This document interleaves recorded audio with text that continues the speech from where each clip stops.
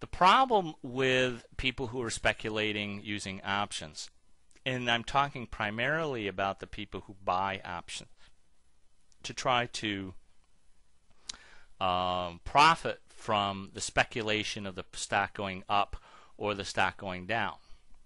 And we haven't talked about puts yet. Puts are actually options that you can also purchase if you believe IBM stock is going down. It works the same way as calls. The only difference is when you purchase a put option, you believe that the stock is going down. So if you were to purchase the 125 strike price option on IBM and you purchased one put for $3.60, if IBM fell $5, then this whole bluish gray in the money options would shift up $5, and you would have a profit of, if you were to sell it, of $6.60 minus the $3.60 that you purchased it for, and you would make a profit of $3. Okay? The problem with speculation like this is that what happens if you're wrong? Let's say you purchase this option for $3.60 and the stock moved up $5. Now the guy who bought the call option just made $3 profit, but what happened to your profit? Well, this will all shift down, and you know if the price of IBM is at $130, then your option that you purchased for $360, you're only going to be able to sell for $1.55. Now you've lost $2.05. How come you didn't lose as much as you would have made if the price went up? Well, there's lots of different reasons for that. Number one is the probability of if the stock did move down to 120, the probability that it would stay a little bit lower is higher than if it went up $5. So in other words, if you purchase the put option at $3.60, the stock dropped $5. Well, now your option is now worth $6.60 if you were to sell it in the market. And the reason that it went up $3 is because now it's called in the money. In other words, the strike price of 125 now is $5 higher than the actual stock price, and the market makers consider that a higher probability that in fact it will stay, it will expire in the money, that the option will expire at a point where it is profitable. However, as you can see, the lower you go, the less value these options have. The 120 option, which is about 5 points out of the money, which is $5 out of the money, only has a value of $1.65. Why does it have a lower value of than the 125 option? Because the probabilities that the stock is actually going to be trading at $120 when it's currently at $124 on the third week of May when this option expires is less. And we can actually determine that. There's a number of different there's lots of information that you can get on each one of these individual options, including volume, how many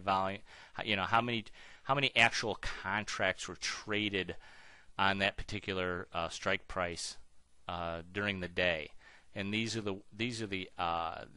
the actual volume of trading that took place yesterday on IBM stock. You can see here that the May 120 calls, 2,247 contracts were traded. The May 125, 7,104 contracts were traded. The May 130s, 9,557 contracts were traded. So you can see that the majority of people will trade right around these at the money strike prices. But you can also get some other information about these options, including let's see, what am I looking for? The probability of expiring.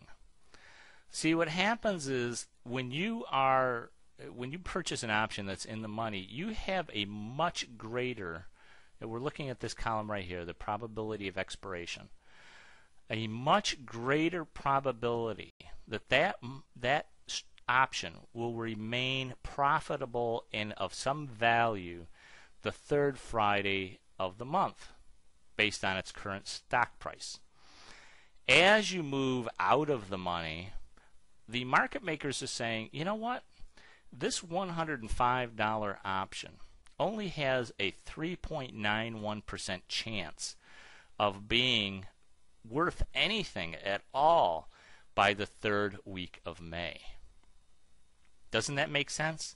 It's currently about $20 away from the current price of the market. So the market makers are saying, look, you know what? We're only going to give that a 4% chance of being actually worth anything.